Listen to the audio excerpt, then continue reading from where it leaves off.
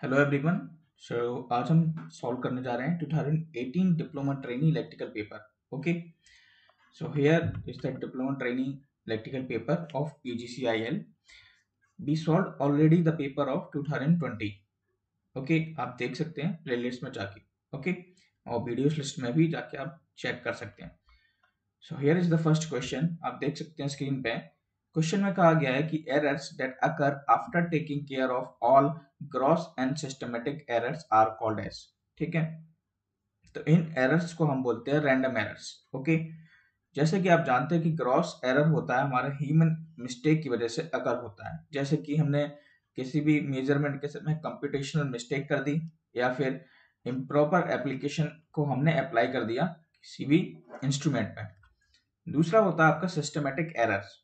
Okay, systematic error आपकी instrument error के द्वारा होती है, जैसे कि किसी भी एनवायरमेंटल कंडीशन की वजह से, या ऑब्जर्वेशनल एरर्स, ऑब्जर्वेशंस में अगर कोई गलती हो जाए, तो इन सब एरर्स को, इन सब केयर करने के बावजूद जो एरर्स अकर होती हैं उसको हम बोलते हैं रैंडम एरर्स, क्योंकि ये किसी भी प्रकार की एरर्स हैं। ओके, तो रैंडम अकर हो जाती है किसी भी छोटी गलती की वजह से। ओके,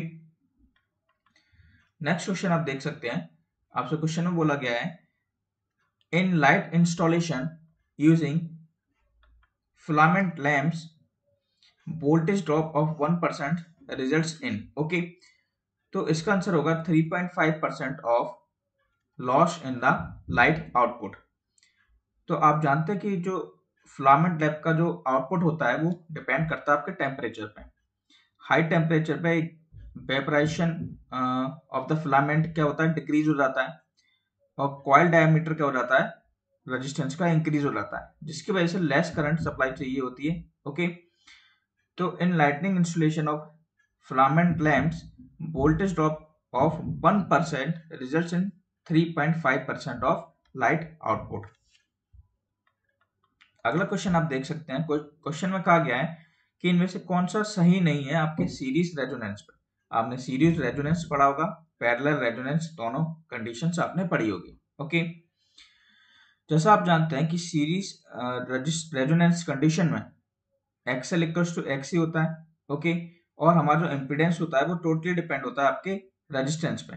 देख सकते हैं आप, ये जो हमारी पहली कंडीशन है ये सीरीज रेजोनेंस की कंडीशन है, दूसरी है हमारे पैरेलल रेजोनेंस की कंडीशन। ओके, तो in the case of series resonance Z effective जो होता है वो रेजिस्टेंस के बराबर होता है, और in case of parallel resonance Z effective होता है L upon C R.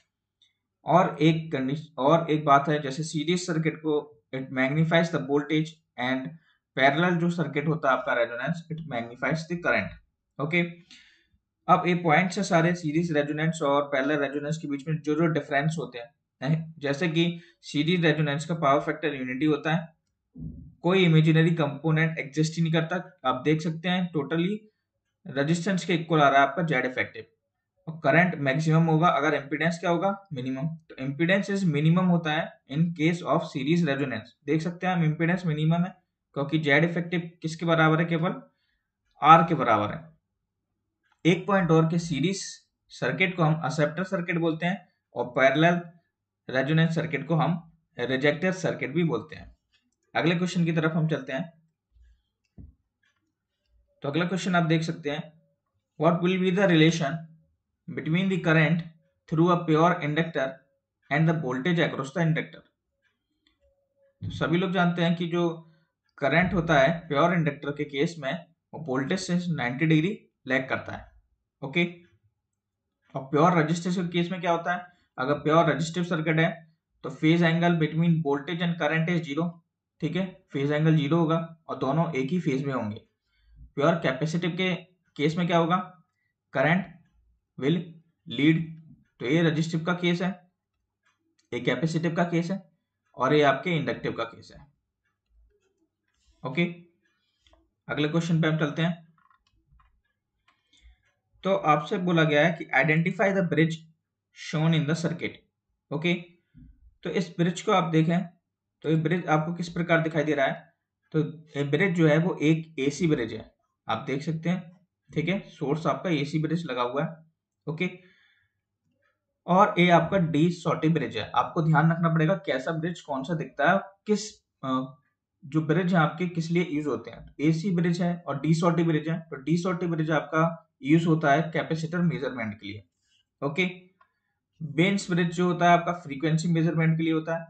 Okay, Schering bridge जो होता है वो कैपेसिटेंस के लिए होता है, लॉसेस निकालने के लिए भी फाइंड होता है। Okay, loss of charge matter. Okay, next पर चलते हैं।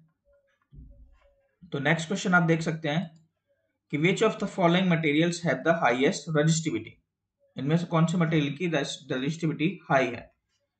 तो देख सकते हैं पॉलीस्टीरीन की है 10⁻16 ओम, बाकी सारी मैंने वैल्यूज पुट कर दी हैं, आप देख सकते हैं। Which of the following is an incorrect statement with regard to forward biased PN junction. तो जैसा आप जानते हैं जब फॉरवर्ड बाइस की कंडीशन होती है आपके डायोड की या पीएन जंक्शन में बोलना चाहूं, तो करंट सर्किट में फ्लो तो करता है लेकिन at establishment of low resistance part, okay, instead of high resistance. Next है कि which of the following laws, okay, states that in any electrical network the algebraic sum of the currents meeting at a point is 0। then the answer is KCL। Okay, अगर algebraic sum of voltages बोला जाता then it will be KVL। हम आते हैं next question की तरफ। तो देख सकते हैं आप 2 incandescent bulbs rated respectively as P1 and P2 for operation at a specified main voltage are connected in a series across the mains। The total power supplied by the mains to the two bulbs will be।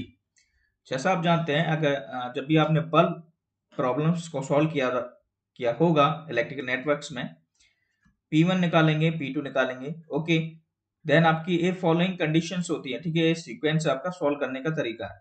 फिर आप are equivalent निकालेंगे, फिर total power निकालेंगे। Okay okay, so कैसे आप solve करेंगे, it will be V square upon P1, इस R1 को आप बी स्क्वायर अपॉन P1 भी लिख सकते हैं, then plus V square upon P2। Okay, total power कैसे निकालेंगे, बी स्क्वायर अपॉन R, और R1 प्लस R2 क्या हो जाएगा, V square upon P1 V square upon P2। Then V square cancel out हो जाएंगे अगर मैं कॉमन लेना चाहूंगा, then P1 P2 upon P1 plus P2 is the answer. SI unit of conductivity आप जानते हैं सीमेंस पर मीटर या mho पर मीटर या ohm inverse metre inverse. Which of the following is correctly ordered according to the ascending order of the band gap energy। Okay, तो आप सभी लोग जानते हैं, आपसे पूछा गया है बैंड गैप एनर्जी। तो सबसे पहले क्या होगा, it's depend on the balancing band और कंडक्शन बैंड के बीच में कितना गैप होता है, उससे हम डिसाइड करते हैं अपना energy gap. Okay, so the order will be the right in the ascending order is graphite, silicon and diamond. Okay, which of the below can improve the power factor. आप जानते हैं एक ओवर एक्साइटेड सिंक्रोनस मोटर जो होती है आपकी, okay, it improves the power factor. और over excited synchronous motor ही आपकी कौन सी मोटर कहलाती है, it also called this synchronous condenser. और सिंक्रोनस कंडेंसर का यूज कहाँ होता है, improvement of the power factor। The effect owing to the which a conductor carries more current on the surface as compared to the core। तो इस condition को देख के आपको पता लग जाता है कि अगर किसी भी कंडक्टर पे करंट कैरी कर रहा है सरफेस पे ज्यादा in compare instead of core, okay, तो उसको हम स्किन इफेक्ट बोलते हैं। ठीक है, तो स्किन इफेक्ट डीसी के लिए ओके 0 होता है। तो it's depend on the frequency, okay, diameter, shape of the conductor और type of the material. In the case of DC frequency is 0, इसीलिए स्किन इफेक्ट भी 0 होता है in case of DC. Next question पे हम चलते हैं। Pull out torque of a SCIM motor occurs at the value of slip where rotor power factor equals। Okay, तो pull out torque की जो कंडीशन होती है in the case of squirrel cage induction motor, torque जो होता है आपका, okay, जब मैक्सिमम टॉर्क की कंडीशन आती है तो R2 equals to S x2 की कंडीशन अगर होती है, आपने देखा होगा स्लिप जो होती है आपकी वो हो जाती है आपकी R2 अपॉन x2, और जो एंगल हो जाता है वो हो जाता है आपका phi equals to tan inverse S x2 upon R2, जो कि 45 डिग्री के इक्वल होता है। ओके, तो in this case the power factor cos 45 degree जो होगा आपका होगा 0.707। Okay, then answer is 0.707।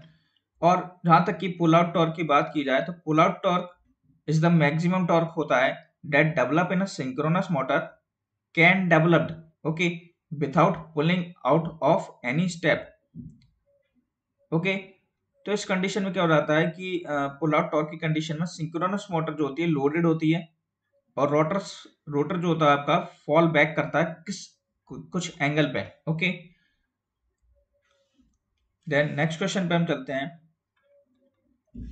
The maximum reverse voltage that can be applied to a PN junction without damage to the junction is known as.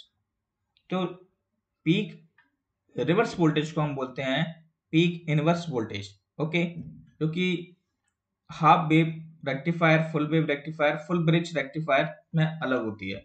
जैसे आप देख सकते हैं peak inverse voltage निकालने में हाफ वेव रेक्टिफायर के लिए पीएम होता है, फुल वेव सेंटर टेप के लिए होता है आपका 2 वीएम, और in the case of full wave bridge rectifier के लिए वीएम। ओके,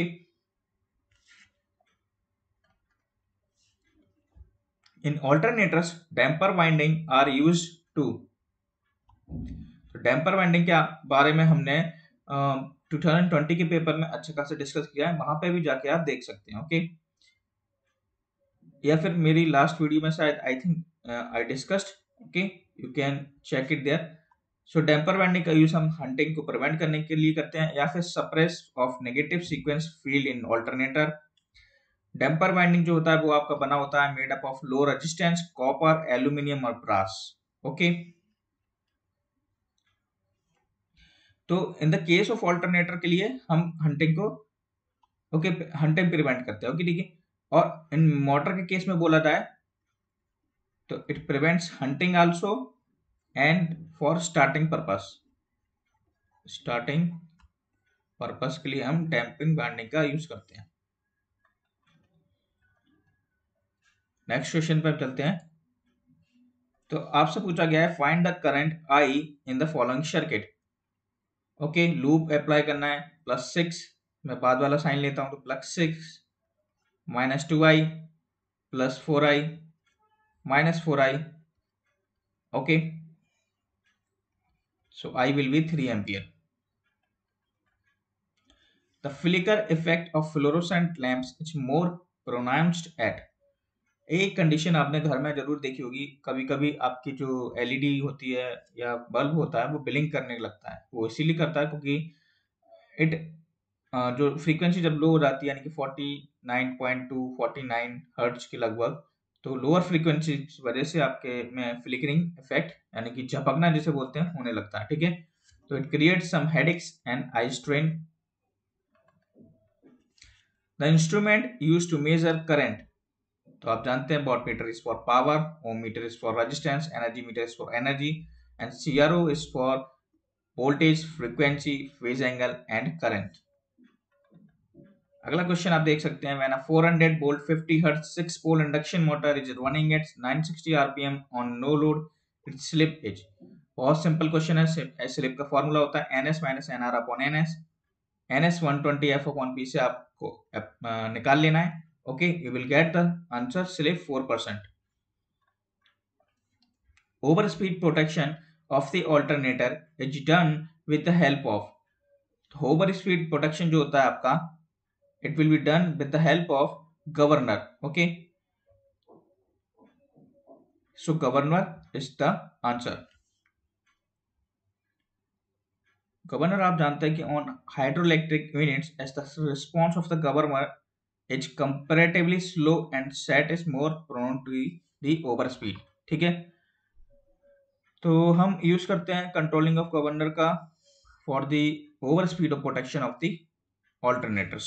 आपने देखा होगा ऐसे सिस्टमेटिक चीजें जहाँ पे गवर्नर्स लगा होता है, okay, in the generator sides. Two sinusoidal currents are given by the equations I2 and I1 and I2, okay. Phase difference कैसे निकालते हैं?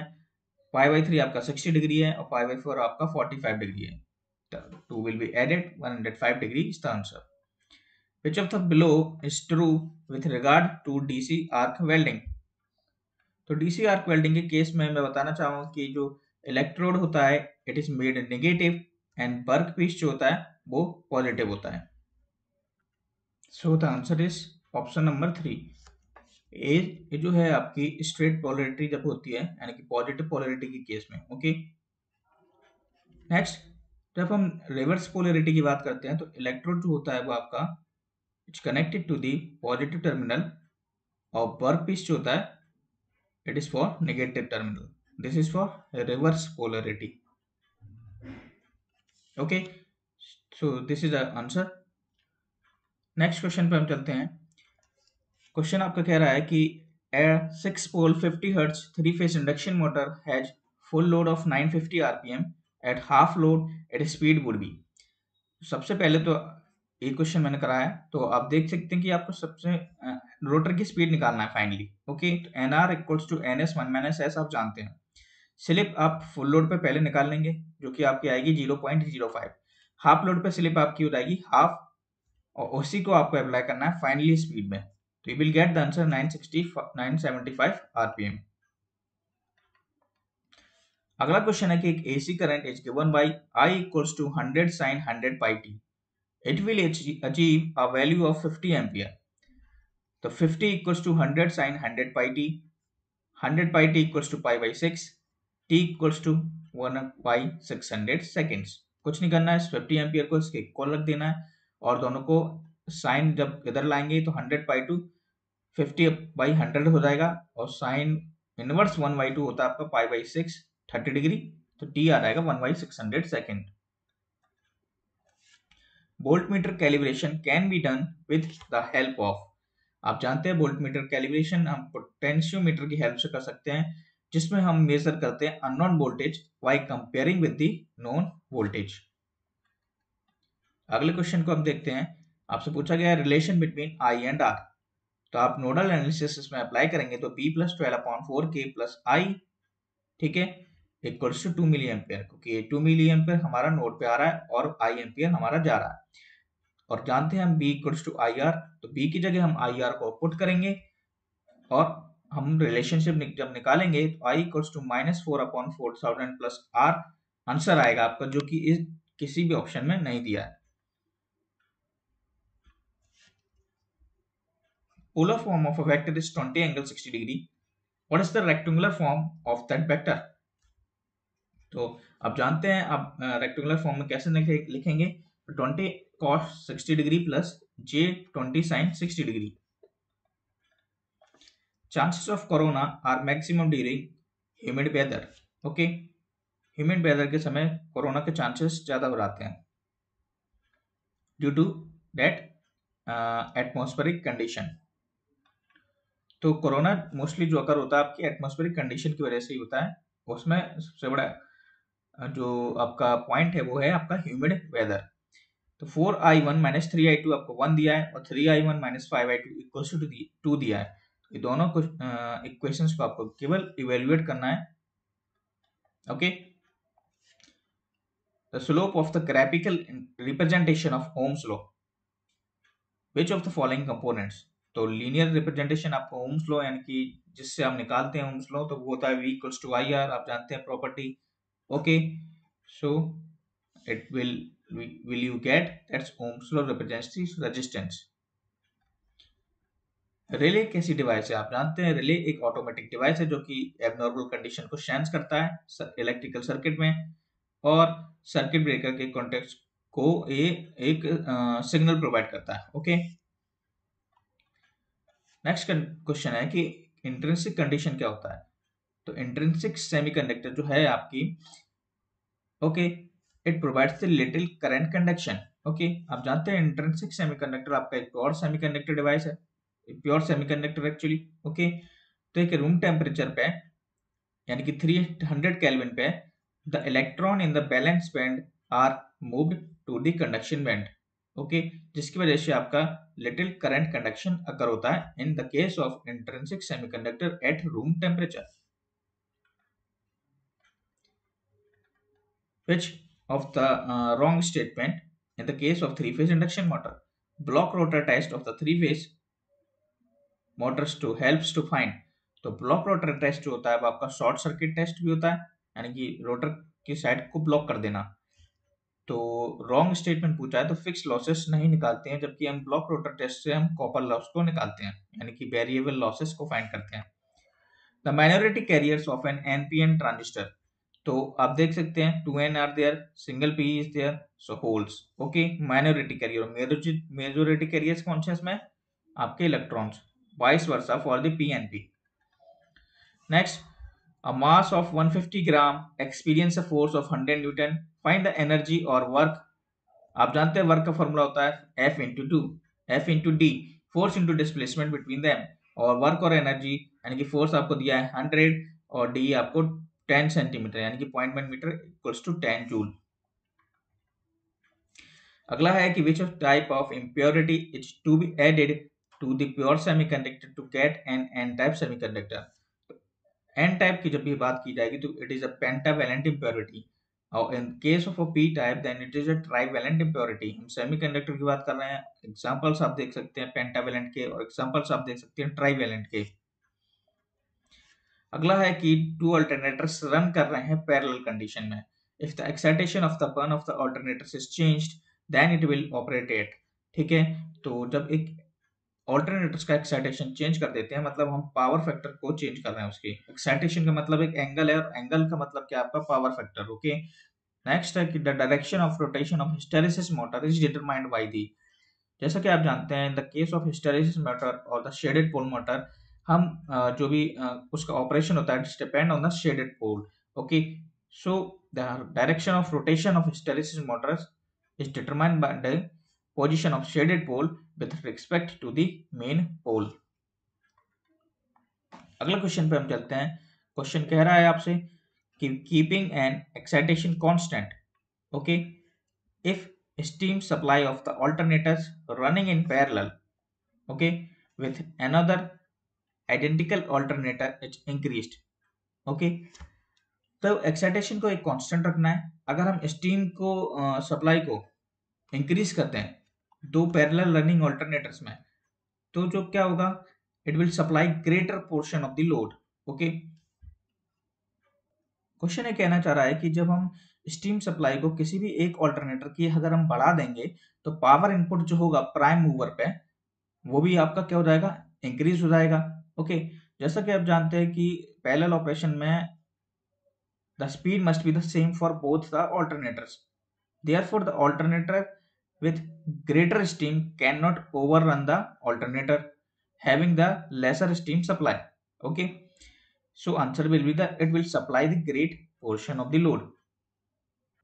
The next question is that a starter is necessary to start a DC motor because, तो हम जानते हैं कि starter को हम यूज करते हैं डीसी मोटर के स्टार्ट करने के लिए, okay, because it helps in restricting the initial high armature current that is present on account of starting back EMF being zero।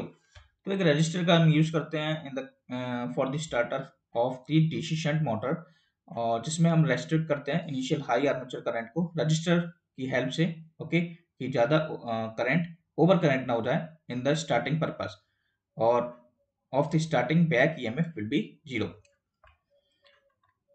Which traction system employs the Metadine control method? तो underground system के लिए हम use करते हैं, तो metadyne control method होता है आपका एक DC system which has two pairs of brushes।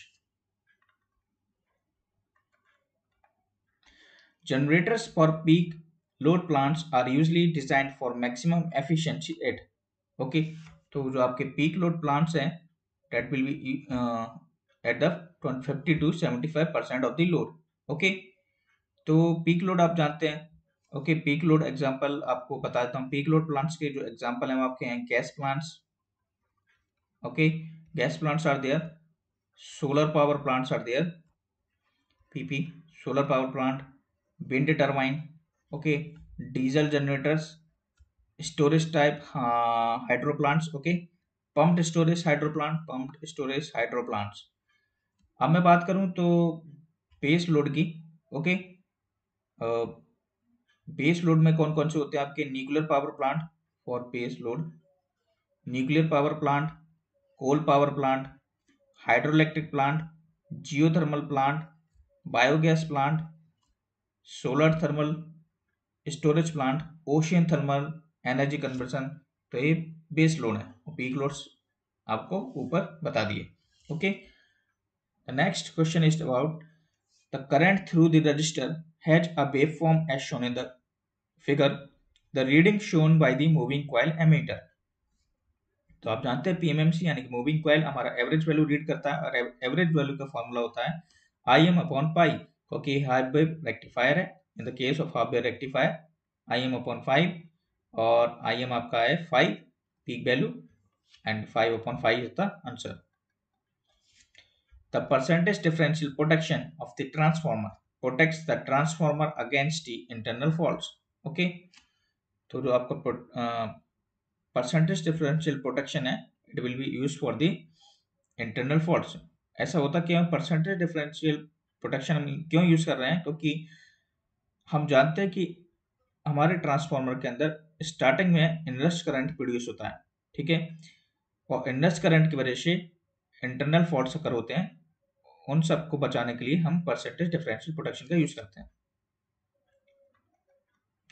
Binary equivalent 26 number को चेंज करना है, ओके, डेसिमल नंबर 26 में आपको बाइनरी में कन्वर्ट करना है। तो कैसे करेंगे आप, 2 से इसको डिवाइड करते जाएंगे।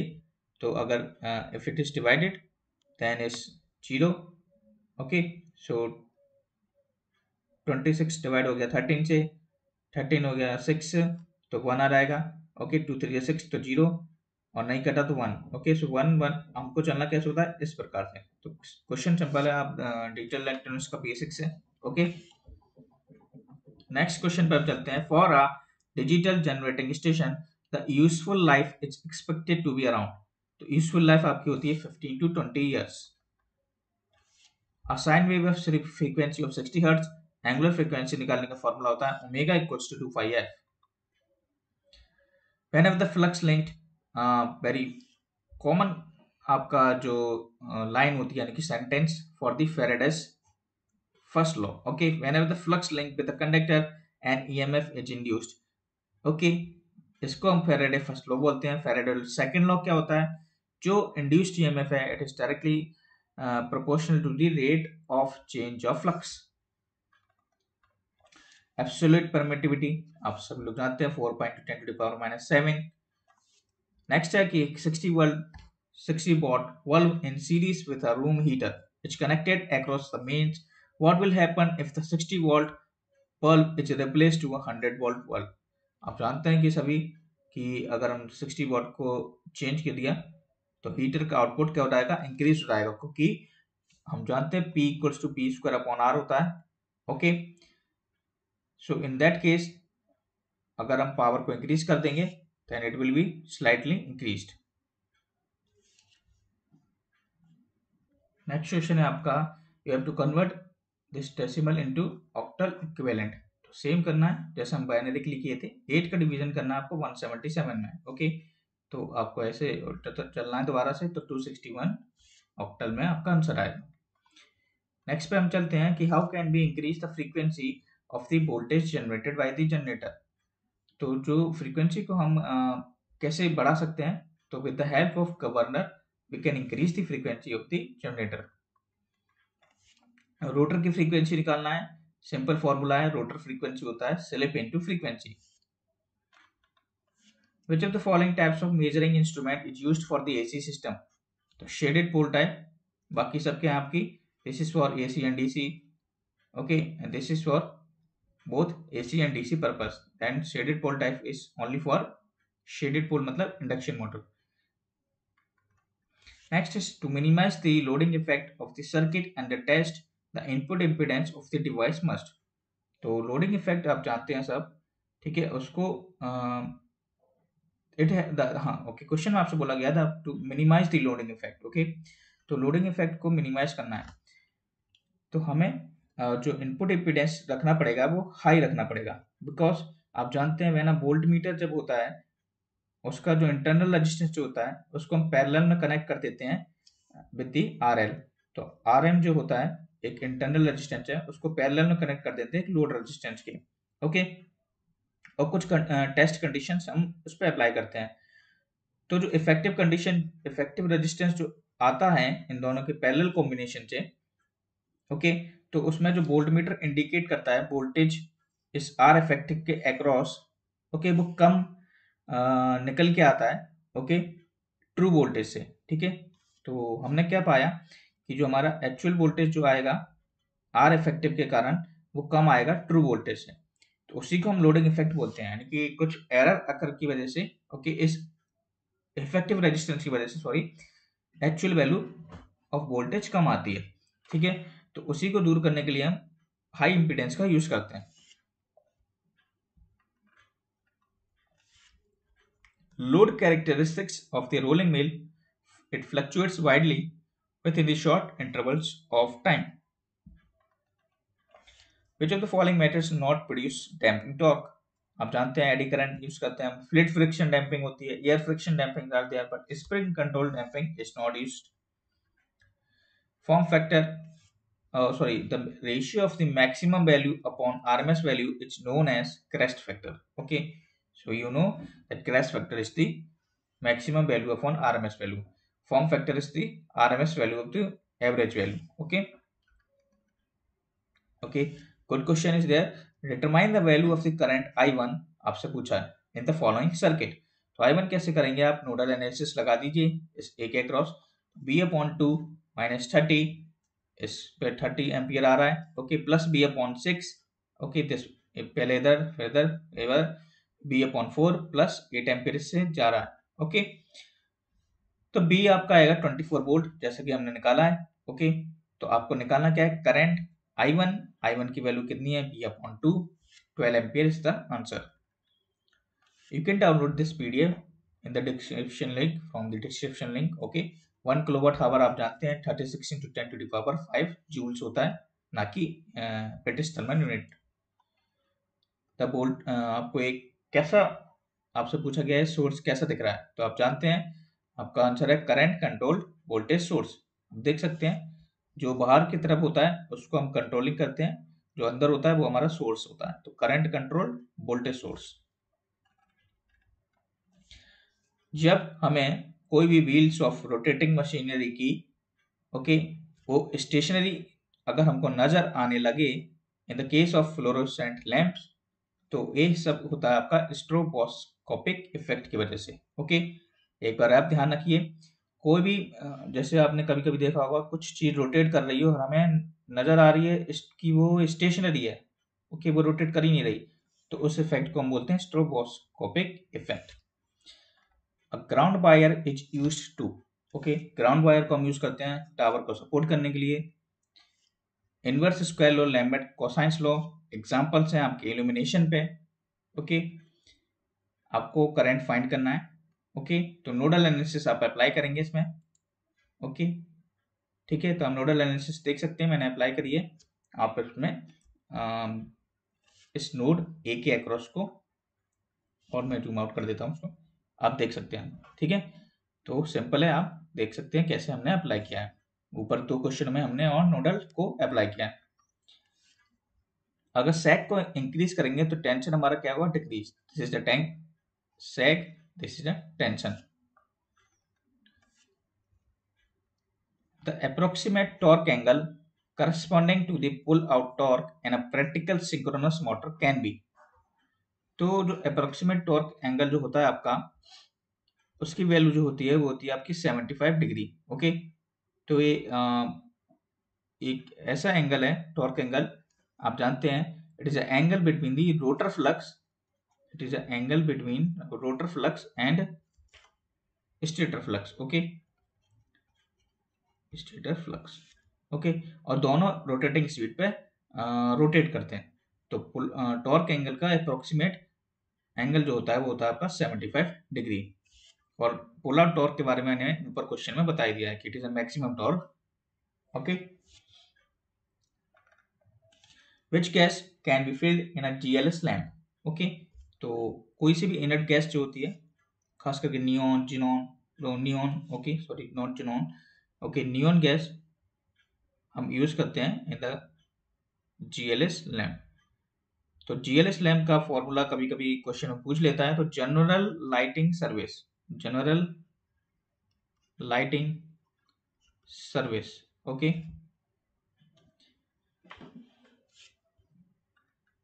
the primary the primary function of the capacitor across the supply to the fluorescent tube is, okay. तो कैपेसिटर का तो आप जानते हैं क्या मकसद है उसका, तो इम्प्रूव दी सप्लाई पावर फैक्टर। इंटरनल आपको इफेक्टिव रेजिस्टेंस फाइंड करना है, बहुत सिंपल क्वेश्चन है, अगर नहीं भी आता तो solution is there. Which of the following below is the paramagnetic material. Magnesium, lithium, molybdenum, tantalum, ये आपके पैरामैग्नेटिक मटेरियल है और इनकी परमिबिलिटी जो होती है वो होती है स्मॉल बट पॉजिटिव। एक यूनिवर्सल मोटर कैसी मोटर है, तो it operate on the DC और AC supply. Which of the following factors should be identical for the two alternators running in parallel। तो फेज सीक्वेंस के बारे में ऑलरेडी बता चुका हूँ, ओके, कि पैरेलल ऑपरेटिंग कंडीशन की क्या प्रॉपर्टीज होती हैं। तो phase sequence must be the same, ये बहुत इंपॉर्टेंट प्रॉपर्टीज है for the parallel operation. Thevenin equivalent आपको फाइंड करना है। थेवेनिन इक्विवेलेंट फाइंड करने के लिए आपको नोडल एनालिसिस अप्लाई करनी पड़ेगी, ओके। तो नोडल एनालिसिस यानी कि जो बीटीएच इधर है वो इसके अक्रॉस भी होगा, ठीक है। तो आसान है सॉल्व करना, ओके। बीटीएच जैसे आप निकाल लेंगे, आरटीएच में क्या करेंगे कि इंटरनल इम्पीडेंस से आप रिप्लेस कर देंगे आपके सोर्सेस को, तो आपका ये हो जाएगा शॉर्ट और करंट सोर्स क्या हो जाएगा आपका ओपन सर्किट।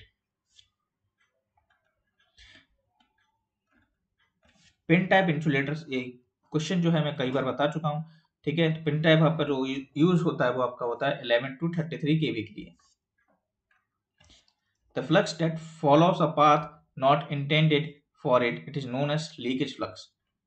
फ्लक्स जो ऐसा फ्लक्स जो पाथ को फॉलो तो करता है लेकिन यूजफुल नहीं होता, ठीक है, हमारे कोई काम नहीं आता, तो वो होता है लीकेज फ्लक्स, जो कि मोस्टली होता है एयर गैप की वजह से। What is the frequency of the single phase traction system? Then 16.67 Hz।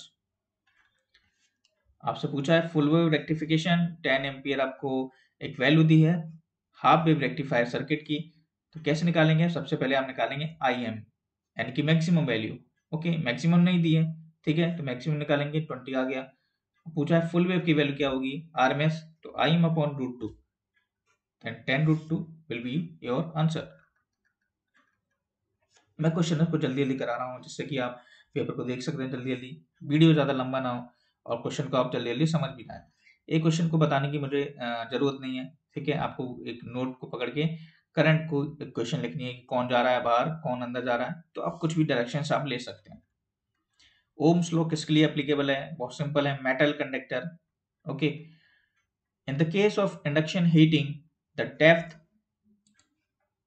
up to which the current will penetrate is proportional to, ये आपको याद रखने की चीज है कि इंडक्शन हीटिंग के केस में, ओके, जो फॉर्मूला बनेगा the depth up to which the current will penetrate, जो करंट की वैल्यू जो होगी that will be the 1 upon under root of frequency.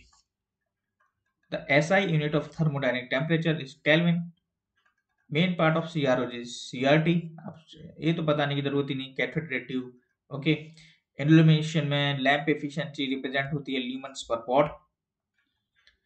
Which of the below is an example of short time intermittent loads, तो cranes जो होती है short time के लिए यूज होती है इंटरमिटेंट लोड्स के लिए, okay. A combinational circuit is the one in which the output depends on the input combination at the time। सो आप डिफरेंस तो जानते होंगे कॉम्बिनेशनल और सीक्वेंशियल सर्किट्स में। जैसे कि आप जानते हैं कि कॉम्बिनेशनल सर्किट में output is determined by the present value, okay. और सीक्वेंशियल में क्या होता है, प्रेजेंट इनपुट पे भी डिपेंड करती है आउटपुट और पास्ट आउटपुट पे भी डिपेंड करती है आपकी आउटपुट की वैल्यू, ओके। तो वो जो आपका आउटपुट है वो जुड़ा हुआ होता है। ओके, तो जो कि आपको प्रेजेंट वैल्यू और पास्ट वैल्यू दोनों पे आपको आउटपुट निकाल के देता है। कुछ नहीं करना है इस क्वेश्चन में, आपको I equals to T Q upon D T आपको अप्लाई करना है। ठीक है, इसका डिफरेंशिएशन जब आप करेंगे तो माइनस टेन ई की पावर माइनस टी आपका निकल के आएगा। A pilot exciter is provided to generators for which of the following reason, किसके लिए हम यूज करते हैं? तो जो मेन एक्साइटर होता है उसके पोल्स को एक्साइट करने के लिए हम पायलट एक्साइटर का यूज करते हैं। और is the main property of the heating element? तो हीटिंग एलिमेंट आप जानते हैं प्रॉपर्टी क्या होनी चाहिए हीटिंग एलिमेंट की, कि उसका रेजिस्टेंस हाई हो जिससे हमें आउटपुट क्या हो उसका हाई हो। ओके, तो रेजिस्टेंस हाई होगा तो output will be high. Reciprocating pumps and compressors are characterized as, तो ये दोनों जो आपके क्या कह सकते हैं कि एक पंप और एक कंप्रेसर है, ये दोनों एक एग्जांपल्स हैं आपके पल्सेटिंग लोड्स के। Okay, in an electrical measuring instrument the controlling torque is also known as, तो कंट्रोलिंग टॉर्क को हम एक रीस्टोरिंग टॉर्क भी बोलते हैं। तो इस जो जितने भी बेसिक्स हैं आपके जो क्वेश्चंस हैं जो कि थ्योरेटिकल हैं, तो ये तो आपको थ्योरी पढ़ने से आएंगे। ओके, और थ्योरी आपको मैंने बताई है कि बुक्स कौन सी इंपॉर्टेंट है, पुराने प्रीवियस ईयर लगाते जाइए, उनको रटते जाइए और थ्योरीज को पढ़ते जाइए। डेली थ्योरी पढ़िए, डेली क्वेश्चन लगाइए, जल्दी जल्दी आप जितने क्वेश्चन लगा लेंगे उतनी आपके लिए अच्छी बात है। इनमें से कौन सी मेथड आपकी डेप्रिसिएशन चार्जेस की मेथड नहीं है? ओके, तो स्ट्रेट लाइन मेथड आप जानते हैं, ठीक है, डेप्रिसिएशन मेथड है। डिमिनिशिंग वैल्यू मेथड भी आपकी डेप्रिसिएशन, और सिंकिंग फंड मेथड, तो ये दोनों मेथड तो आपको 2020 में भी पूछी थी। ठीक है, डिमिनिशिंग वैल्यू भी होती है, लेकिन ये Halsey 50-50 formula is not a method of depreciation. Okay, insulator आप जानते हैं पोर्सिलेन के बने होते हैं जिसको चीनी मिट्टी भी बोलते हैं। अगला क्वेश्चन है आपका मैग्नेटिक पोटेंशियल डिफरेंस आपको फाइंड करना है। ओके, तो आप जानते हैं एमएमएफ क्या होता है आपका एन इंटू आई, और या फिर मैं बोलूं एच इंटू एल। ओके, यानी कि magnetic field intensity into length. तो एच कितना दिया आपको 400, ओके, और लेंथ है आपको 4 centimetre. Then answer will be 16 ampere turns because N into I is the ampere turns. एक 4 पोल इंडक्शन मोटर है जिसकी रोटर स्पीड आपको गिवन है, what will be the air gap field speed? Okay, तो आप जानते हैं 4 पोल इंडक्शन मोटर यानी कि मैं अगर अप्लाई करूं 120 एफ अपॉन पी, तो 4 3 12 और 3 5 15 यानी कि 1500 आरपीएम। ओके, बंडल कंडक्टर्स किस लिए यूज होते हैं? तो बंडल कंडक्टर्स को मैं कई बार पिछले पेपरों में रिपीट कर चुका हूं, तो it is use for the reduce corona losses. एक डायोड सेटिस्फैक्टरीली वर्क किस में करता है? डायोड जो होता है वो आपका फर्स्ट क्वाड्रेंट में ही ऑपरेट करता है, because it works on the like forward conduction mode और reverse blocking mode. Hay's bridge का जो क्वालिटी फैक्टर की वैल्यू होती है वो होती है आपकी is greater than the 1। Okay, तो हेज ब्रिज की जो वैल्यू है सबसे ज्यादा होती है, क्वालिटी फैक्टर सबसे ज्यादा होता है इसका, ठीक है, जो कि 1 से ज्यादा होता है। नेक्स्ट वैल्यू है when a pure semiconductor is heated it resistance, तो जानते हैं आप सेमीकंडक्टर केस में रेजिस्टेंस डिक्रीज होगा, इंसुलेटर के केस में भी डिक्रीज होगा, और कंडक्टर के केस में इंक्रीज होगा when we increase our temperature. Form factor अभी मैंने बताया था। रिलक्टेंस का formula L upon mu naught mu r into A. Which of the following types of errors are dynamic errors? तो डायनेमिक एरर्स जो होते हैं इंस्ट्रूमेंट एरर्स होते हैं, जो कि जो आपके इंस्ट्रूमेंट जो होते हैं आपके लैब में जो कि स्लो रिस्पॉन्स देते हैं आउटपुट निकालने के लिए, उसको हम डायनेमिक एरर बोलते हैं। एक होता है स्टैटिक एरर, एक होता है डायनेमिक एरर, यानी कि जो आपकी रोटेटिंग डिवाइस है उसमें जो एरर आएगा यानी कि स्लो मूवमेंट के कारण। Okay, connected load of a domestic consumer is around 5 kilowatt. एक क्वेश्चन रट लीजिए, एसएससी के लिए बहुत इंपॉर्टेंट क्वेश्चन है। If an alternator, if the winding is short pitch by 60 electrical degrees, its pitch factor will be, तो cos alpha by 2 is the formula। आपसे पूछा गया है पावर, तो आप पावर आप जानते हैं B into I, और B into I जब आप करेंगे तो 12 पंजे 60, 12 5 जो 60 और e की पावर दोनों ऐड हो जाएंगे, यानी कि 8 क्या होते हैं आपके 16D। नेक्स्ट क्वेश्चन है load sharing between the two steam drive and alternators operating in parallel may be adjusted by varying the. बहुत अच्छा क्वेश्चन है। स्टीम सप्लाई जो है आपका, यानी कि जो इनपुट है आपका, उसकी हेल्प से आप इन दो ऑल्टरनेटर्स को ड्राइव कर सकते हैं। ओके, सो स्टीम सप्लाई किसको देनी पड़ेगी? आपके प्राइम मूवर्स को। Okay, next, during arc welding as the thickness of the metal to be welded increases. Okay, तो आर्क वेल्डिंग के समय as the thickness of the metal to be welded increase, thickness हमको बढ़ाना है किसी welding material का, तो हमें करंट को इंक्रीज करना पड़ेगा, वोल्टेज को उतनी समान मात्रा में रखते हुए करंट को हमें इंक्रीज करना पड़ेगा। Okay, which of the following materials is extensively used in electrical heating. तो ये तो आप जानते होंगे, nichrome used for the that purpose for the electric heating. When the load on the synchronous motor running with normal excitation is increased, armature current drawn by it increases because, तो इस case में क्या होगा, net resultant जो होगा आपका, net resultant voltage भी आपका बढ़ जाएगा इन द आर्मेचर। क्वेश्चन बोला है कि जब आपका लोड है सिंक्रोनस मोटर का जो कि रन कर रहा है नॉर्मल एक्साइटेशन से, उसको हमने इंक्रीज कर दिया, तो हम ऑफ कोर्स हम वोल्टेज भी इंक्रीज करेंगे, तो वोल्टेज भी आपका क्या हो जाएगा, इंक्रीज हो जाएगा। What statement for the Curie point is correct. तो आप जानते हैं कि क्यूरी पॉइंट ऐसा पॉइंट है जिसमें आपकी मैग्नेटिक मटेरियल्स जो होता है वो आपकी प्रॉपर्टी सॉरी मैग्नेट जो होता है, सॉरी, वो आपकी मैग्नेटिक प्रॉपर्टीज को लूज कर देता है। तो it is temperature above which certain materials lose their permanent magnetic properties. कौन से मटेरियल की कंडक्टिविटी सबसे अच्छी है? तो आप जानते हैं कॉपर की कंडक्टिविटी सबसे अच्छी है। Which of the below statement is true? Source transformation of Thevenin is known as Norton's theorem, or vice versa. For constant speed operation, the most suitable motor used is the DC shunt motor. So two questions are there. Okay, आपको question में बोला गया है, सो कैसे आप solve करेंगे। आपको दो केसेस दिए हैं, ठीक है, सीरीज कॉम्बिनेशन के, 0.6 हेनरी और 0.1 हेनरी आपको दो इंडक्टेंस दिए हैं, आप देख सकते हैं। तो इधर से जब आप फाइंड करेंगे तो आपको फाइंड करना है L2 और M की वैल्यू। ओके, तो आपको म्यूचुअल इंडक्टेंस फाइंड करना है। इसमें से एक जो वैल्यू आपको गिवन है 0.2 गिवन है, आप कुछ भी मान लीजिए, या तो L1 मान लीजिए या L2 मान लीजिए। मान लिया L1 की वैल्यू जो है 0.2 हेनरी गिवन है। ओके, तो L2 आपका निकल जाएगा। जैसे ही आप L2 फाइंड कर लेंगे, आपका म्यूचुअल इंडक्टेंस भी फाइंड हो जाएगा। एक सिंक्रोनस कंडेंसर क्या है, हमने पहले भी देखा, ऊपर एक क्वेश्चन था similar, over excited synchronous motor. Leakage current जो होता है वो आपके माइक्रो एम्पियर्स में होता है। अगला है, आपसे पूछा गया है सिंक्रोनस इंपीडेंस। ओके, क्वेश्चन में बता देता हूँ क्या क्या गिवन है आपको।